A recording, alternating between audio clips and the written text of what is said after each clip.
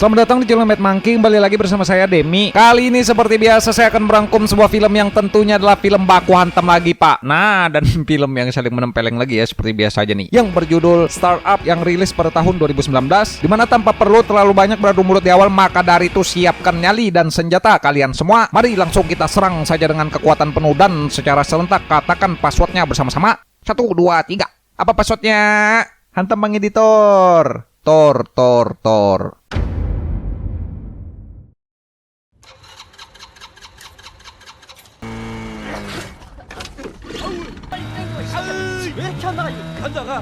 Film diawali dengan memperlihatkan dua orang pemuda yang kesusahan sedang menghidupkan motor jadulnya, di mana ada Go Taek-il yaitu mas-mas rambut kuning dan juga ada Woo Sang-pil teman kecilnya Taek-il, yang di malam tersebut dua pemuda ini rupanya ingin mencoba motor baru Taek-il yang dibelinya melalui marketplace. Namun di tengah jalan mereka berdua ini harus berurusan dengan polisi karena kebut-kebutan menerobos sebuah lampu merah.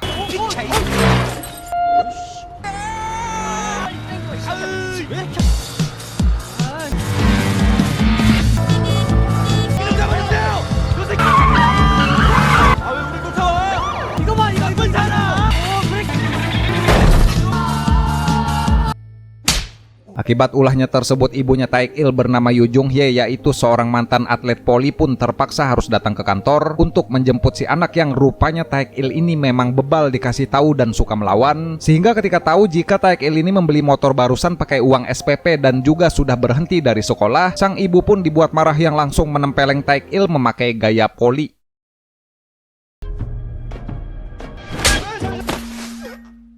Beres keluar dari kantor polisi, Taek-il yang ribut dengan ibunya dan juga sudah muak dengan kota tersebut, Taek-il pun berencana pergi berkelana seorang diri ingin mencari kitab suci agar tidak mendengar omelan ibunya lagi. Sehingga Taek-il pun hanya berpamitan dengan Sang-pil yaitu sahabat terbaiknya sedari kecil dan langsung minggat dengan uang seadanya, tidak memberitahukan apa-apa kepada sang ibu. 나랑 같이 면접 보자. 나 이 동네 지긋지긋하니까 그냥 아무 데나 하나 주시면 될 것 같아.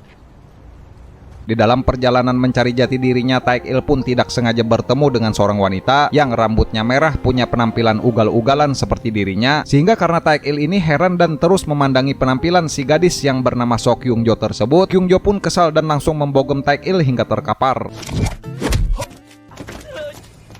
Berhubung Taek-il kini sudah sangat lapar, ia pun memutuskan untuk makan di sebuah restoran Cina karena dari bannernya bertuliskan menyediakan menu makan murah khusus makan di tempat. Namun ketika sedang makan, Taek-il malah melihat kurir makanan di sana. Entah kenapa tiba-tiba saja terlempar keluar ketika masuk ke dalam dapur, yang sepertinya koki di warung tersebut hari itu moodnya sedang tidak bagus.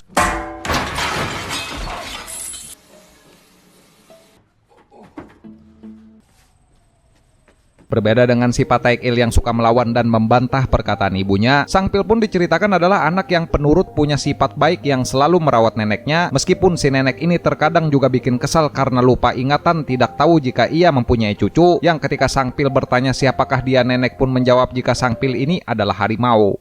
Cucunya sendiri dibilang harimau. 뭐야? 나 누군지 몰라? 호랭이. Tiba besoknya, Taek-il pun terlihat kembali berkunjung dan mendatangi warung si bapak. Namun kali ini Taek-il ini bukan mau makan murah, melainkan ingin melamar kerja di sana karena rupanya di kedai tersebut kebetulan sedang membutuhkan kurir tambahan untuk mengantar sebuah pesanan, yang tanpa perlu surat lamaran Taek-il pun langsung diterima bekerja di sana. 저기 자퇴해가지고 학교 갈 일도 없어요? 학생한테는 해당 사항이 없을 것 같은데. 인사해요. 안녕하세요.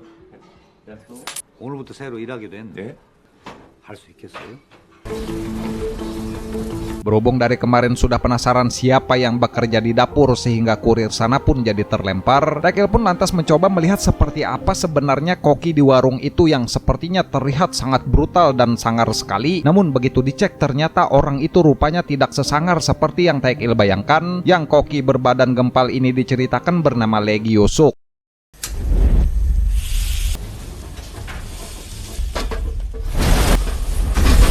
이거 뚜껑 좀 열어봐.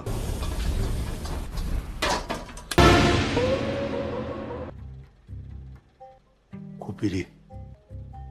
만으로. Melihat Gyosok ini culun dan sepertinya lemah, Taekil pun lantas petantang petenteng dan malah berani menyepelekan adu mulut dengan si Mamang yang Taekil pun akhirnya mendapat telapak buda. Sehingga di tempat lain si ibu yang cemas ia pun terus berusaha menelpon Taekil anaknya setiap hari, yang ketika telepon tidak diangkat ibunya pun berencana mencari ruko kosong ingin membuka usaha. 아예 아닌데. 그럼 넌 천재?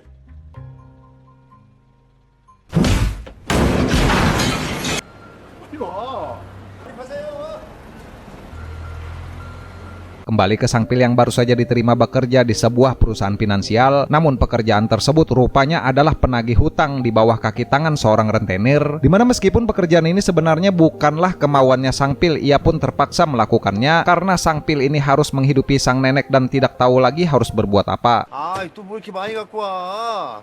뭐였을까? 시안이 정말. 아, 그냥 씨발 진짜 말. Taekil yang kala itu sedang makan bersama dengan Gyosok dan rekan sesama kurirnya bernama Guman. Taekil pun di sana nampaknya tidak begitu akrab dengan Gyosok karena si Mamang ini rupanya suka bertindak usil, sehingga dua orang ini pun terus adu mulut setiap hari dan saling mencaci maki satu sama lain. Yang lagi-lagi karena Taekil suka menantang, Taekil pun kembali mendapat pukulan budak.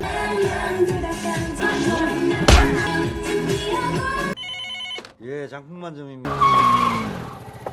Tiba besok harinya Taekil pun dapat orderan yang rupanya pelanggan kali ini tempatnya sangat nyusahin, yang begitu sampai rupa-rupanya orang yang memesan adalah si Mbamba Kyungjo. Sehingga Taekil yang kesal, dua remaja ini pun lantas kembali berkelahi, namun tidak sengaja malah memegang bakpao mini jualan Mang Ujang, yang karena bakpao isi nanas dipegang Kyungjo pun langsung membogem Taekil hingga terkapar.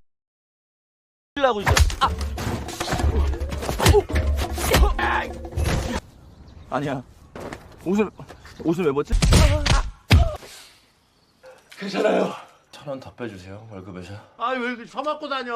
Tiba malamnya di warung, Taekil pun mendapat telepon dari sang Pil yang memberikan kabar. Namun karena si Mamang ini memang usil, ia pun menjawab telepon tersebut dan bilang jika Taekil kini sudah tewas setelah ia bunuh. Sehingga Taekil pun datang merebut handphone tersebut dan mendengar kabar jika ibunya kini sedang dalam kesusahan, yang tadi sore sang Pil lihat sedang memohon-mohon ingin menawar sebuah toko kontrakan.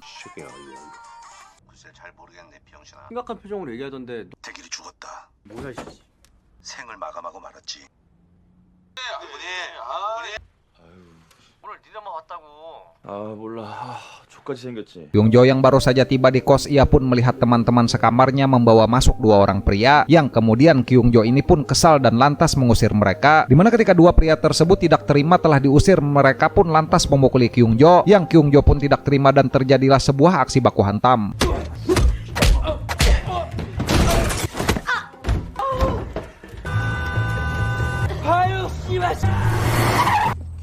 Berhasil kabur dari dua kejaran pria itu, rupanya Kyungjo ini tidak sengaja mengarah ke warungnya si bapak, sehingga Taekil yang kesal ia pun juga ikut mengejar Kyungjo karena kemarin telah membuatnya pingsan. Namun ketika Taekil melihat Kyungjo dikeroyok, Taekil pun tak jadi dan ingin membantu saja, yang ketika Taekil dipukuli, Mamang Gyosok pun takut dan malah langsung bersembunyi.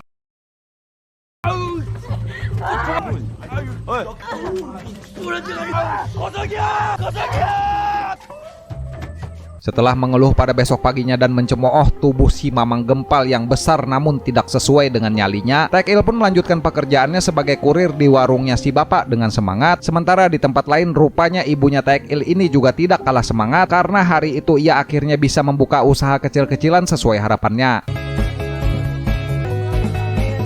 Tak terasa kini 1 bulan pun sudah berlalu sejak Taekil bekerja di warungnya bapak, yang hari itu ia pun mendapat gaji pertamanya bekerja di sana sebagai kurir. Sehingga untuk merayakan gajinya, Taekil pun menraktir rekan dan bosnya untuk makan-makan, yang sampai kini masih mendapat perlakuan usil dari Mamang Gyosok si telapak budak. 자네 씨발 진짜. 손 털지 마, 이 개. Di mana Taekil pun akhirnya memutuskan datang dan menjenguk kios tempat ibunya jualan karena ingin mengabari jika ia baik-baik saja dan kini sudah bekerja menghasilkan uang sendiri. Namun karena si ibu masih berharap Taekil ini mau melanjutkan sekolah dan bukan malah bekerja sebagai kurir, mereka pun kembali berdebat dan membuat Taekil ini kemudian pergi. 사는 것보다 훨씬 더 잘 살아 지금. Beralih ke sang Pil yang diceritakan akan menagih hutang ke seorang pria yang sudah nunggak berbulan-bulan. Namun kali ini sang Pil harus masuk dan menagihnya seorang diri agar nyalinya makin terasa. Sehingga sang Pil pun dengan seksama mendengarkan arahan seniornya bagaimana caranya menagih hutang. Namun rupanya tidak sesuai harapan sang Pil ini pun malah dihajar habis-habisan.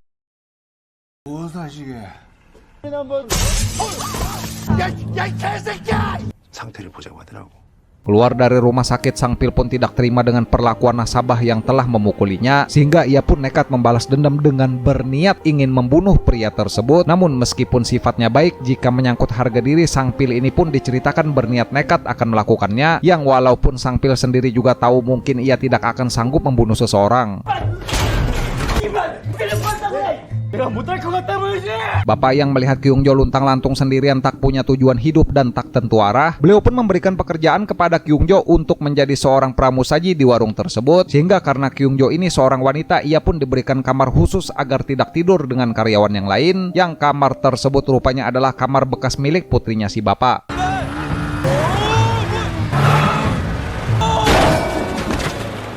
딸아이가 쓰던 방이 일방적으로 출퇴근을 합니까? 안 그러셔도 괜찮은데. 여자가 써야죠.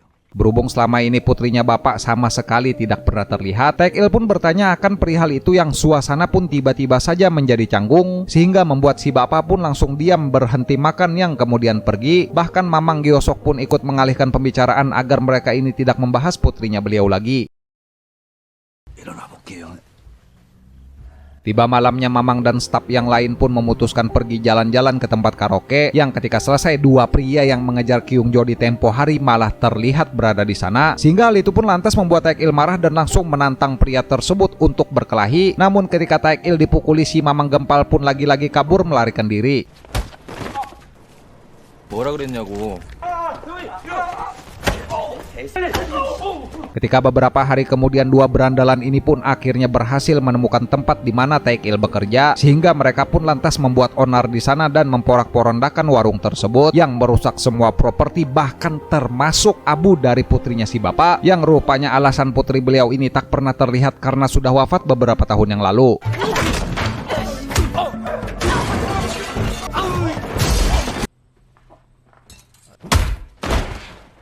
Berhubung dua preman kroco ini seenak jidat menghancurkan warung dan sudah merusak tempat abu, Mamang pun kini tak sanggup lagi untuk menyembunyikan jati diri beliau yang sesungguhnya, sehingga Mamang pun mengeluarkan telapak besi dan langsung menghajar kroco-kroco dengan brutal tanpa ampun sama sekali, yang itu membuat Taekil terheran karena si Mamang ini sebelumnya terlihat penakut dan selalu kabur dari perkelahian.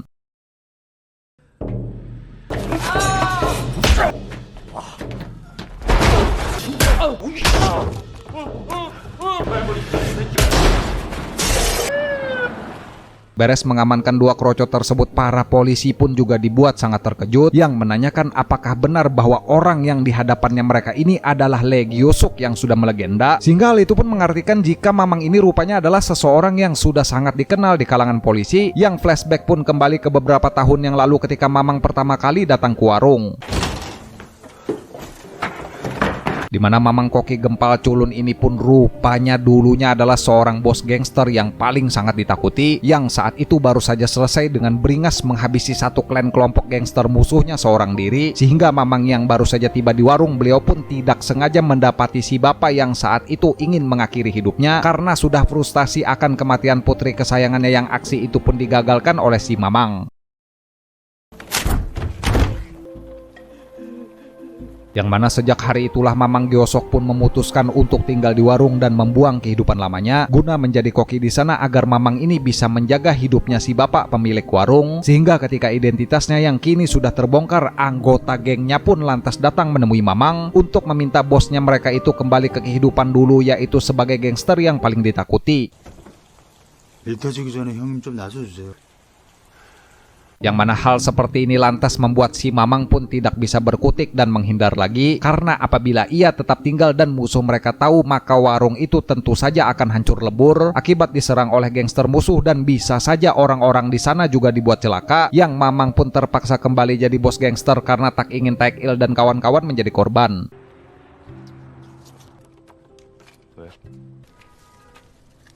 자기 내일 철거한다는데 너 알고 있었어?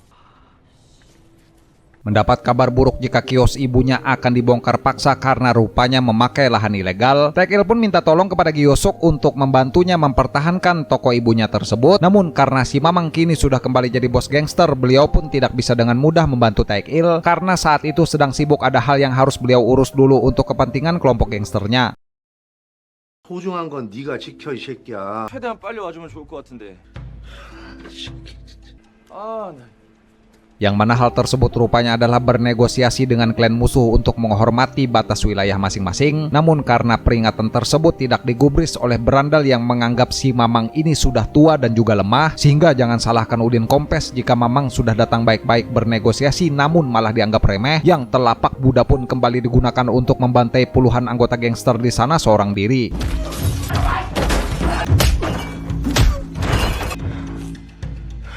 Di tempat lain rupanya bos Sang Pil alias sang rentenir pun datang ke toko ibunya Taek-il ingin menagih hutang, yang ternyata uang untuk membuka usaha itu didapatkan dari hasil pinjaman modal. Dimana hal itu pun lantas membuat Taek-il sangat marah karena Sang Pil ini bahkan tidak memberitahunya, yang padahal Sang Pil sendiri juga tidak tahu menahu kalau ibunya Taek-il meminjam uang pada bosnya itu. 빨로 마야 도미 이 새끼도 꼬봉인데.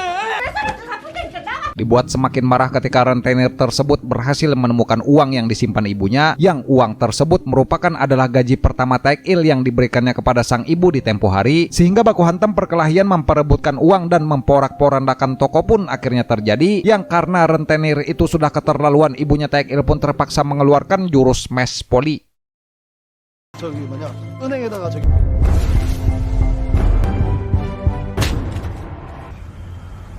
Mamang yang kini baru saja selesai menghabisi satu batalion gangster musuh dengan seorang diri, beliau pun meminta anak buahnya untuk singgah sebentar ke sebuah kedai karena ingin belajar memasak, sehingga melihat si bos yang malah makan memasak sendiri, anak buahnya pun dibuat terheran karena rupanya si Mamang ini sudah terbiasa dan memutuskan untuk tidak melanjutkan kehidupan gangsternya lagi.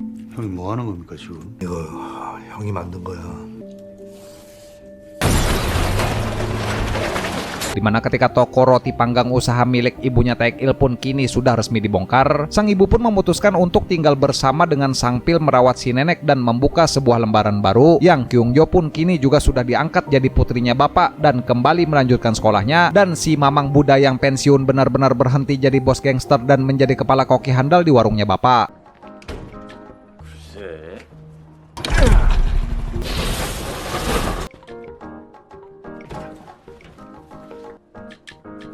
Tamat, ya mungkin segini aja Pak untuk pembahasan rangkuman film Baku Hantam kali ini ya. Nanti seperti biasa kita cari film yang brutal-brutal lagi, film yang tidak takut dengan apapun Pak. Nah, dan film yang saling menempeleng lagi ya, seperti biasa aja nih. Seperti biasa nih saya mengucapin terima kasih banyak nih buat kalian yang sudah nonton, dan terima kasih banyak juga buat bapak-bapak yang sudah subscribe ke channel ini ya. Kolom komentar tersedia di bawah Pak. Silakan mengutarakan pendapat kalian tentang apapun saja di situ ya. Nah, bebas Pak. Saya Demi selaku voiceover channel Bengis Divisi Pergulutan Ulung Duniawi pamit izin kabur dulu. Jaga kekuatan tubuh masing-masing dan sampai bertemu lagi di video selanjutnya Pak. Wassalamualaikum warahmatullahi wabarakatuh.